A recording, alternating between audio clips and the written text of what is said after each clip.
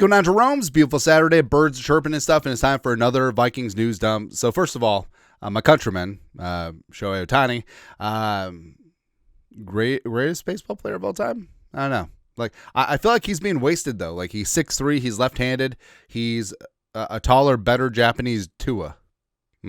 Also, I feel, so right now, he's hit a bajillion home runs as well as completely dominated the Brewers. Brewers getting swept right now.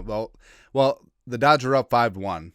No big deal. But I think I've said this before. I feel like me and Ohtani would get along. You know, we could talk about cooking up the worst parlay in sports history, and we can just blame his translator. You know what I mean? It's gonna be good. Shohei Ohtani tonight. The football equivalent. This. Yeah. It's good. Also good. You guys absolutely crushed it for the Margaret Rocco Walkathon. So Rocco's ended up a week early. He was number 2 in the school. His class was number 2. Try and get them to number 1. Theirs is still open until Sunday. But again, thank you so much for the Jeromes. Margaret's runs through next week. She wants that number 1 spot again. She's got it 2 out of 3 years. I think we'll get there. And hopefully the prize is better than a sticker book. Yeah. Anyways, all Venmo's Cash Apps donated to the show go straight to the fundraiser. Links are down below. Thank you very much, Jerome, for paying it forward this time of year. Woo! Also, this time of year, the Sunday, historic U.S. Bank Stadium, loud and proud, Carson Wentz is starting. Revenge game against the Eagles. It's going to be good to see. Dave Mizutani, Pioneer Press. Carson Wentz will be the starter. Max Brosmer will be the backup. JJ McCarthy is listed as questionable and will be the emergency quarterback as he continues to work himself back to 100%. So we'll get to McCarthy as the emergency third quarterback, which is not a big deal at all. But injury report-wise, so a lot of players popped up as questionable, but nothing doing. Cashman as well as Batty. Kevin McConnell said that they will be returning to the 53-man roster and will be playing on Sunday, which we'll get to. The only player out is Andrew Van Ginkel, but the fact that he was limited all week in some capacity, so not over on the third medical field, is a really good sign going forward. Juergens was full all week. He's listed as questionable. O'Neal limited all week, listed as questionable, but raising an eyebrow, as well as J.J. McCarthy was limited all week as he works back from that high ankle sprain. Plus, the discourse around McCarthy's right ankle, again, the right foot is the plant foot, which you need for torque, power, accuracy as a quarterback. It's very clear who has had a high ankle sprain before in their life and who has not. Because I'll tell you what, so I had a high ankle sprain, I think it was like high school basketball, I think like sophomore year or something like that. And you literally can do nothing, like nada, right? Everything hurts sometimes. And it does take a long time to get back to 100%, right? So all this talk of, JJ should be back by now. What do you want the Vikings to do?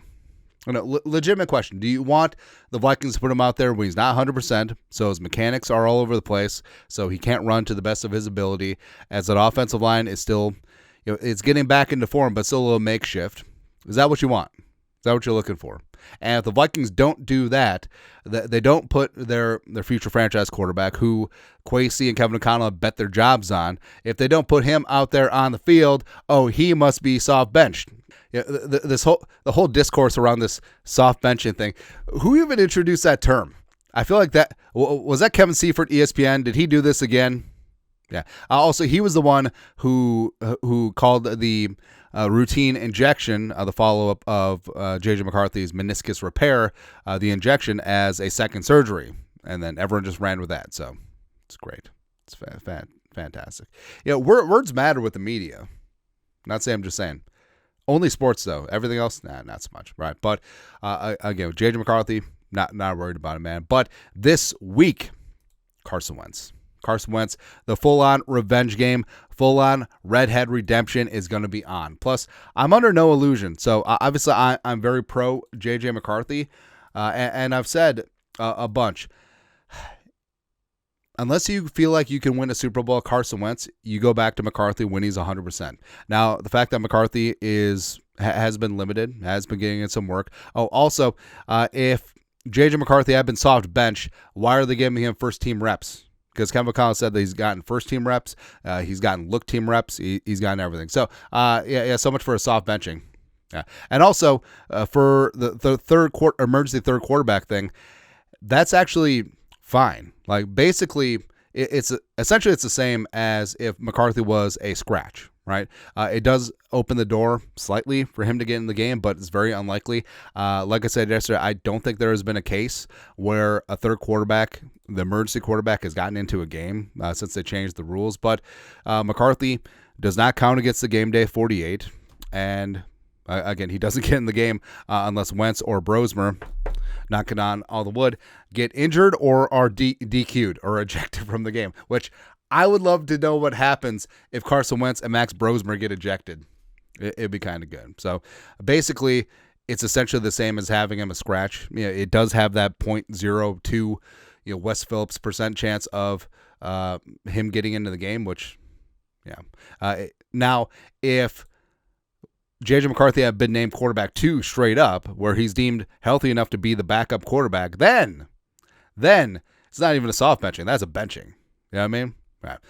But like I was saying earlier, I'm under no illusion that if and when Carson Wentz just rips the cover off the ball, like he destroys the Eagles, he destroys the Chargers on Thursday Night Football, mini bye at Detroit, Carson Wentz is starting. Right? Because you're 5-2, you have a hot quarterback who just beat 2 very good teams, one on the road, and you're not going to bench that, right? And you could debate whether you think you can win a Super Bowl or not win a Super Bowl with Carson Wentz.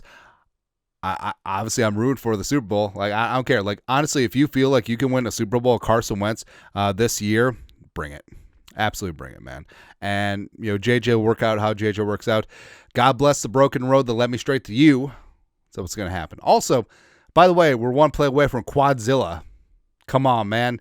Just, when also, remember, Carson Wentz and that shoulder and those ribs been pretty banged up. And in the Browns game, Brosmer did come in right before halftime to have that kneel down. That was an all-pro kneel down. Not saying, I'm just saying. Also, with the offensive lines, some kind of good news. So you have Brian O'Neill, the real deal O'Neill, Kevin Seifert, ESPN, who's not Carl Gerbschmidt.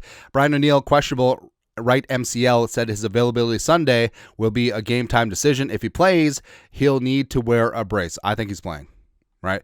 And the fact that Blake Brandel is going to get the start at center over Michael Juergens, who should be good to go as a backup, I feel like that's a very clear sign that Brian O'Neill will play, because all this talk about getting your best 5 out there, I don't think your best 5 includes Justin Skule. I mean, I'm sorry. I know that he's fighting the good fight out there, but I feel like Brandel at center versus Brandel, you could start Brandel at right tackle, no muss, no fuss, and I feel like O'Neill's going to be there, right? And big bulky brace, that's fine. And the fact that he's even potentially on his way back, like hell, even if he's out on Sunday, there's a real chance that he could play on Thursday. The fact that happens like a month after that really terrible-looking injury against the Steelers, good to go. But Darisaw, Jackson, Brandel, Fries, O'Neill, let's go. Let's go, man. And speaking of Brandel, so Blake Brandel starts center again. Vikings on Sunday from Ben Gessling Strib. Kevin O'Connell said no injury stats for Donovan Jackson, so the Vikings Donovan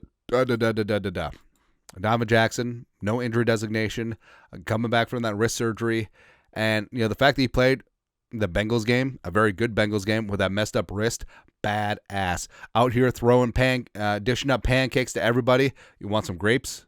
Biatches. All right. So you got Jordan Davis, Jalen Codd is going to play. So it's going to be a war in those trenches, man. And the Vikings will come up top because we're the allies, baby. That's right. They're the Axis. Maybe too far. Anyways, also, Blake Cashman outside. How about that? Matt Zenitz, CBS Sports. Vikings standout linebacker Blake Cashman will in fact be activated off injured reserve and play and likely start versus the Eagles Sunday. Sources tell CBS Sports.